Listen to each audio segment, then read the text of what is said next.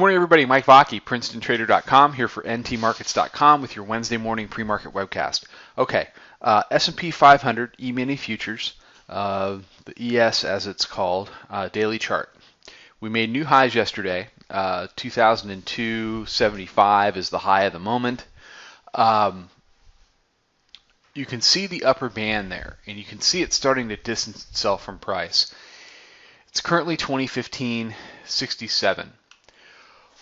My thought was the last couple of days that probably the best thing that the bulls could do for themselves was to take a day off, pull this thing back about 20 handles, touch the weekly pivot, which is down at 1980.20, and then have the dip buyers come back in and go ahead and take it right back up. So far, it doesn't really seem to be that's what it wants to do. What it did yesterday, you recall from yesterday's webcast, we went down and we tested the old high, the high from Monday, the 1992 quarter was the low. We bounced off of that and went up and we did new highs again. So what we're seeing now in the overnight is some trade in and around this high, which was 1999.75. We're trading 2,000 right now. So the dynamic we were discussing yesterday was trading around 92 high. Now you got the 99 high. The bottom line is, for the moment, these continue to act like stair steps up. Okay. We still have our long. We were long from the lows at 93. We got out on the shakeout day with the Ukraine.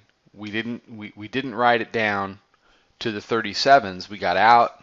We got back in at 43.5 because, I mean, look, you have to trade, okay? And the original intention in buying everything down at 92.93 was that this was going to be a rally that you could sell. Well, the bears have done what they've done so many other times. They've turned a bounce into a multi-day rally, into converting the middle band into a we can't even take it, turn the daily chart into a prominent lower high when we have every news advantage you could imagine. Couldn't do that either. To now, we're marching back up to the upper band. And this is what happens. So, we still have the long from 43. We've taken profits along the way, but we still have some left. And currently my stop on that trade is 1988 quarter. So and my thought is this: if the bears rather can break down through the 99.75 high, the 92 high, and start getting into the 80s, then I'd like to take the rest of it off. If it's going to be a sustained pullback, then look for a lower high to get short. And if it's just another dip to buy, then clear my head, clear what I'm doing, find that dip, and go from there. And like I said before, the weekly pivot down at 1980 quarter would be attractive for that.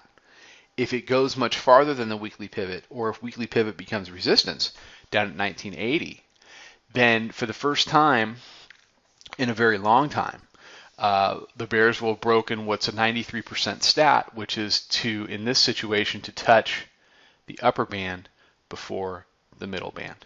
Okay? And, look, I'll hang out in a position for a few extra days in order to have a 93% stat come to light, because if we do touch upper band, that's another 20 handles that we're talking about. And it doesn't take much. It doesn't. You're asking the market to do another 13 to 15 handles before it does another, 45 down. So we're not asking the moon here. And yeah, we're up a lot, but like I said before, this day here changed everything. It shook out all of this overbought condition and created a whole new squeeze, because don't think for a minute that people were not leaning really, really short on the 30s based upon two theories, the geopolitical theories and the fact that they felt that this was a rally to sell all along. And we did too, but we got out and then we got back in. So Everybody have a fantastic day. Watch that 99. Watch that 92. On the upside, it's hard because you've really got just you've got air up 2015. I mean, we're trading up in all-time highs. So it becomes more of a psychological thing versus a technical thing. But I do have levels at 2013 and 2018. All right, have a great one. Follow us on Twitter at Princeton Trader. Check out the website. Check out the chat room, PrincetonTrader.com. For the chat room, go to the Hammerstone.com. Click on products. You'll find us in the drop down there. More and more people are joining every day, coming and checking it out, and they're liking what they see. So come and join them and see if we can help you with your trading. I'll be back tomorrow morning with another webcast. Trade them well.